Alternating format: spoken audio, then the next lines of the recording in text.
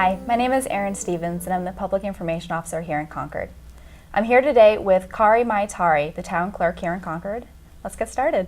So Kaari, we saw you at town meeting. What was your first one like? Well, it's not actually my first town meeting in Concord because I worked here 15 years ago as assistant town clerk, but it was definitely my first time on the stage with a moderator, and it was a great experience. Town meeting is so well run in Concord. It went very smoothly. A lot of planning goes into town meeting. It actually starts in September.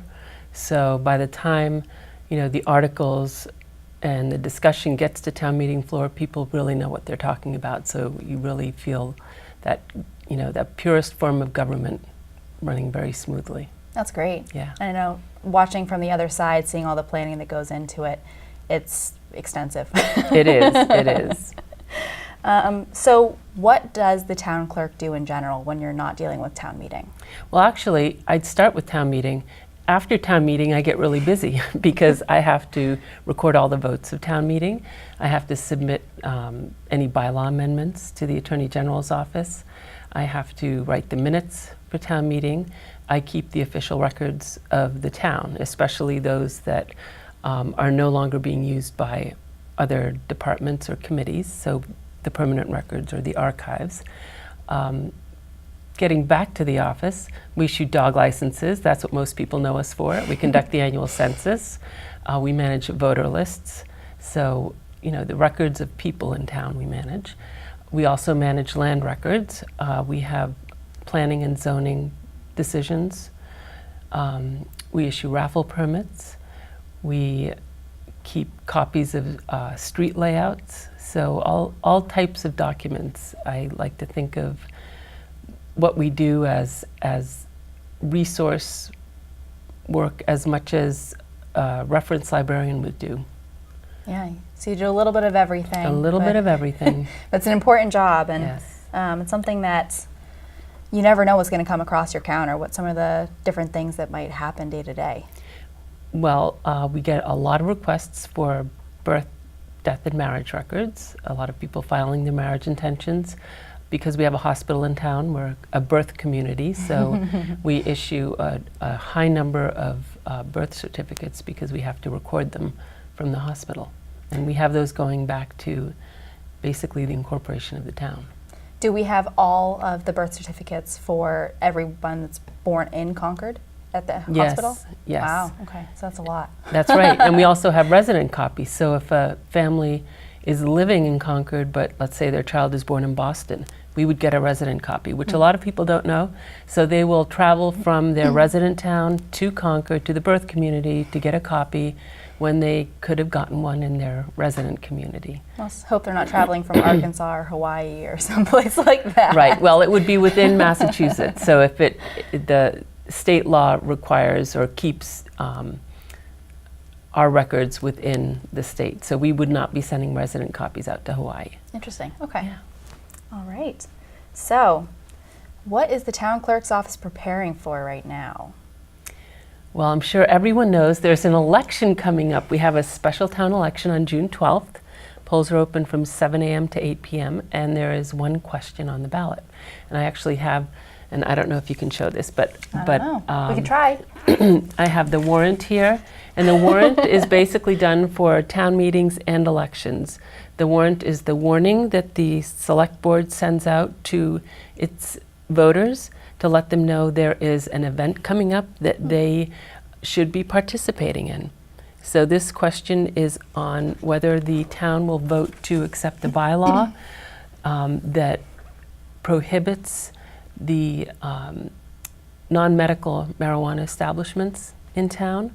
And the reason it's going to the polls is that it was voted at town meeting. This bylaw was passed at town meeting, but back in 2016 fall, the question that related to marijuana passed in Concord. So the legislation has decided, or the legislature has decided, that any decision that is made that is contrary to that vote that was taken in 2016 has to go back to the polls. Interesting. So that's what this is about. Okay. So this is on June 12th. Yes. And we should definitely have everybody show up to vote for it because it's important to have everybody's participation in these sorts of things. Absolutely. We have over 12,000 voters in town. Annual town election, we did not have any contested races, and we had less than a 5% turnout. So we should be able to do better than that. Yeah, I'm let's hoping. try. Yes, yes. All right. So we know that at town meeting this year, we voted to have, we passed having 17-year-olds allowed to vote in town. Now, I know that that's not going to be part of this election because it's too soon afterwards, but what's the process for making sure that in the future 17-year-olds can vote in town elections? Well, town meeting voted to petition the legislature to allow the town to adopt a bylaw. Okay. So it has to first go through the legislature. So the select board has written a letter, I believe, to the state senator and representatives to ask them to propose the bill to the legislature, and then they will decide which committee will review it. And I believe there's a committee on election law that will probably look at that. And there are similar bills that have been introduced that haven't gone further than being in one committee and then reported out to another committee. So hopefully, and Representative Atkins was at town meeting and she spoke very strongly in favor of passage of this vote at town meeting. So hopefully we'll see some activity there. Great. Yeah. All right. So speaking of the election, Yes. absentee ballots. How do they work? Who needs them? Is it too late to get one? What's going on with that? Great question. Absentee ballots are available for every election, local and state elections. The difference is for overseas voters, we have the option of electronic ballots for state elections, Interesting. but not for local elections. So we have paper ballots that are marked absentee at the top, and we have the application forms are available through the Secretary of State's site or from our office, and we have a link on our webpage to that. And folks just need to fill out the application, and now we do have the absentee ballots for a special election, so they could come and vote at the counter, or they can give us a request and we'll mail them the ballot, but we can't let people leave the office with the ballot. They can hand deliver it back, but we have to use the mail to send it out to them. Now, for students who are going to university in the fall or who will be away, they should really apply for those absentee ballots now while they're thinking of it, or while we're talking about it. And then we can automatically, when we get the absentee ballots, send them out in the fall. We have 2 elections in the fall. We have the state primary, September 4th, that's the day after Labor Day. Ooh. And then, yes. It's going to be a tough day. Yes, and then we have the state election November 6th. All right. So a couple things coming up, things to look Yes. for. Yep. So what about early voting? We had it before for the presidential election. Is that something that happens with even just a special election? Is that something we'd see with the state election? Is that every time? What's going on there? So the legislature approved early voting for state elections. Okay. So and all of our state elections are also federal elections because we have federal offices on the state election ballot. So November will be the only one. There was some talk about having early voting for the state primary, but that has not gone through the legislature yet, and I think that has been withdrawn.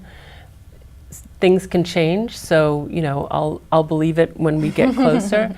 But for the state election, I believe that it will be 10 calendar days before the election, ending the Friday before the election, which is, it's a lot of work in the town clerk's offices because it means that we have to get the voter list ready much later than we used to. But we make it happen. What the law is what we're going to do. Yeah, and you have a good team at the town clerk's office. We have a great team, very knowledgeable, very efficient. They work very hard. Nice. And they're very nice. Yes, thank you. I will let them know you said so. So where can you find all this information? On our webpage. All right. That's right. I don't know what the exact URL is, but So concordma.gov, probably /townclerk. If not, you can go to Probably. government and then down to town clerk, and that will definitely get you there. right. And then we have a link on the left that says elections and voting. Oh, so And that that's makes where it you can really find the easy. Yeah. information. Perfect. Yeah, and we get the sample ballots out as soon as we have them. Great. So people can see what's on there. So I have one last question. Yes. What is, for our audience, what is one thing that most people might not know about you that's a fun fact? A fun fact about me is I like bees. I love beekeeping. I have done beekeeping for a few years. The first time I did it was in 2000, and I absolutely loved it. And I am really excited to do it again, but I haven't quite gotten the right location in my yard set up for it. Plus, you're busy with all these elections. I'm busy with all these elections, but I'm very hopeful to do it next year. All right. Yes. Well, great. Yeah. Well, thanks so much for coming in and chatting with me, and Thanks for having hopefully me. we can do this again soon. Yes, absolutely. Thank you.